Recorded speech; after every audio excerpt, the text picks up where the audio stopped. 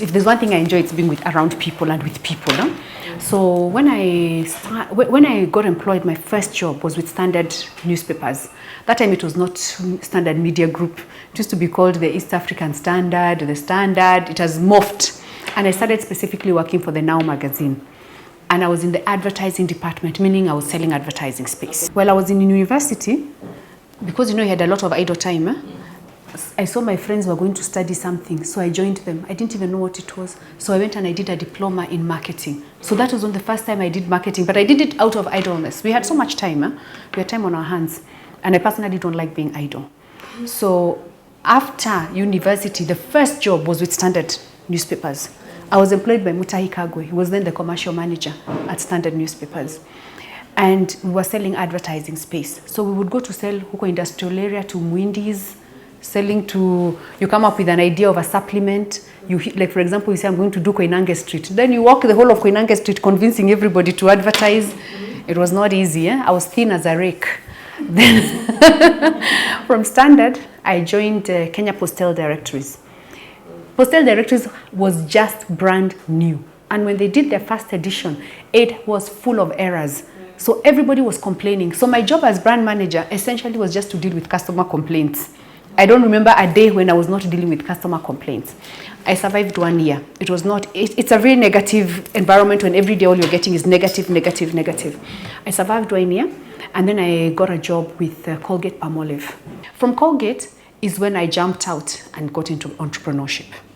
In those days, the only advertising agencies or creative agencies or marketing agencies that existed in Kenya, I believe, was McCann Erickson and MCL Search and AY&R. So if you needed to do any other promotion that you want to do, there was no one to do it. So as a brand manager, if I wanted to run a promotion, I did it myself. And so I realized, because we're always constantly looking for somebody. And then the two people who started agencies, both were working for Unilever, which was our competitor. So now I couldn't work with them. So I was challenged. So I realized, oh, if I jump ship, and I already understand the inside, and now I'm on the outside, I'll be able to service these guys. So I jumped out. And actually, the first business I thought of was to go back to Colgate. And because my MD liked me, he supported me, and so my first car check and my first car business was with Colgate. But I was still thinking very small. I wasn't thinking as an entrepreneur. And thereafter is when I now started branching out and got other clients. So from that time, professional marketing services was born. And for us, it's more known now as PMS, but when we started, it was just professional marketing services, and we never thought of an acronym. It's actually our clients who developed the acronym, and then we realized we liked it. So I used to get into the office, I wipe the floor, I dust the tables, I clean everything, and then after that, I wipe my hands, I sit down, I become MD. I do the proposals, I'm the messenger, I take them to industrial area to try and push. We didn't have email that time. You guys have come into a time when it's so easy. So if you needed to actually send a document, you physically had to deliver it. So that's what we used to do. If you were lucky, you could fax it at best. So at that time, I had to physically deliver things and all. And it took me about 2 months to realize that it was cheaper for me to hire a messenger who would clean and wash for me, and then I could concentrate on my core business. And so the lesson I learned there is that you should not be using a $10,000 brain to do $1,000 work. Because when I'm cleaning the floor and going to deliver documents in industrial area, that's a waste of my brain, I could hire somebody cheaper and they will be more effective than myself. Because the waste of the opportunity costs of me wiping the floor and going to Inda, So that's how I started as one man show. So we became two, starting with the driver, messenger, cleaner. And then after that, I moved on. And I would say that the most important recruitment I had to do once the business started growing was finance. Because in any business, finance is the heart of the business. If your finances are not in order, you don't have a business. And I think for most people, that's how they run their businesses without realizing it's not a hobby, it's a business. If you're not making money, you're not in business. You're doing something because you enjoy it. So you have to make money. If you're not making money, you're not in business. I would say that the first thing that you start with is you start with the problem of HR, because you can't afford to hire the people you need. That's the first challenge that any business faces. The second challenge is cash flow management. Because as work is increasing, you need more money and you don't have the money. And most people don't pay you in a timely manner. So in as much as you've done the work, you don't have the money. And you know, cash is king in business. Huh? Yeah. You can have all the LPOs, you can have all the pending bills, but hey, cash is king. So if you don't have cash, your cash flow is messed. And so that's the other major challenge. And remember that borrowing money is very, very expensive because every time you're borrowing, you're working for the bank. That 14% you're paying them would have been your margin. So unless if you were earning a 20% margin, then you pay the bank 14, you only have 6%. How do you keep your business going, you know? So that is another very major challenge, cash flow management. And then I would say the one that most people overlook is actually managing growth. Because when you start a business, you start a small business, you know everything, you can manage everything that's happening. Then it grows. And once it grows, you have different people, different departments. So you have to keep continuously improving yourself to learn some of these things. And for me, it meant that I had to go back to school, learn. 2, I had to spend a lot of time reading. Lucky for me, I love reading. So I had to spend a lot of time reading. In fact, it reached a point, I remember we were going on holiday with the kids for Christmas. And that Christmas, my children bought me novels.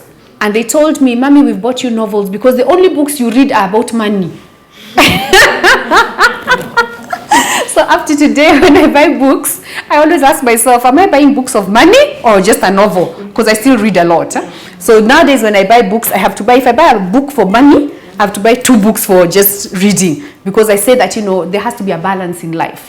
But for me, I find I still I'm very driven to improve my skills. So Reckitt Benckiser has been very instrumental to the growth of PMS Group. The other client that is very important to us is Bidco Oil Refineries. Because we've been with Bidco Oil Refineries from inception, and they're still our clients. We do their merchandising, we do their advertising. Because the business has been growing, what we are doing has been morphing as the market dynamics demand more. And so we are doing so much for Bidco today, much more than where we started. We also have clients like Del Monte. We handle Del Monte's merchandising. We handle MultiChoice. So most of the big names that you can talk about in Kenya, we actually have worked for them. And you'll also find that we diversified now into 360 communication. And so in having that, it means that we handle a lot of corporate communications. And in corporate communications, we're doing a fantastic job, especially for government agencies. We are the ones who have been instrumental in the growth of the brand IFMIS. You know what IFMIS is? Yeah. See, when we started, anybody I told IFMIS didn't know what IFMIS was. Today, when you talk about IFMIS, people know. So I take credit for that because we created all the communication around IFMIS. We're the ones who developed the brand, etc. Okay. The other brand that we'll talk about is the ICT Authority. We've worked a lot with the ICT Authority, and that's something that we're very proud of. We work with Vision 2030. So anytime you see anything on Vision 2030, that's our work. And so those are some of the things that we do. ICDC, CASNEB, we've done the complete rebranding of CASNEB. You remember CASNEB used to be that old-fashioned, you know, examination body. If you look at the branding today of CASNEB, unfortunately our contract came to an end and they haven't hired somebody to now propagate the brand. But the brand we developed for them is so posh and so stylish. Did you see? It was so much, yeah. Exactly, we were doing that work. Now they're not doing it. But let me tell you, that is a brand that we revamped and we felt so good about. We're also the agency that actually changed the dynamics of marketing property in Kenya. If you remember, in Kenya, there was nobody who used to have any proper branding for any properties. People used to just sell plots, houses, there was no brand. We were the ones who developed Thika Greens. And Thika Greens is the pioneer in estate developments in Kenya. Everybody else has borrowed from what Thika Greens did. So we're very proud of our work, but we're even more proud of the teams that work on those brands, because obviously I do very little. You know, the clients are now so many. So my work is to make sure the systems and the processes, the standards are continuously going up. And I keep traveling out of the country to go for trainings and to benchmark against other agencies. We have a partner agency in the US in Washington, DC. They're the biggest woman-owned agency in the world. And so from them, because they have offices in 32 countries, it means that we can have best practice from the whole world in terms of any form of communication. So that's how we keep growing our business and growing our brands. Being a mother and a grandmother now, you start thinking very much about legacy, and you start thinking about the future as opposed to think about yourself. You know, in stages of life, when you're in your 20s, the concerns are really about yourself. Because you're thinking, oh, what will I do with the next stage? Oh, when will I get married? Oh, when will I have babies? Oh, when will I be able to afford a car? Oh, you know, that's what you worry about. But you get to a point where now you get children, then you worry about their school fees, you worry about what? And then now you get to the point I'm at. I'm still paying school fees, but you start thinking more broadly, and you start realizing that money is not important unless it's doing something that is worthwhile in this world. And one of the things for me is empowering young people to make the best of themselves. So for me, when people work at PMS, I teach them everything I can. I teach them how to manage the business, because I expect that when they leave PMS and they go and start their own business, they should make minimal mistakes. Because in a small business, you learn a lot. So in as much as PMS has become a big business, I try to make people understand everything. The same way Colgate opened up my eyes by teaching me the P&L, I like these people, everybody to learn. So if you're doing any project, however small, I want you to know, was it profitable?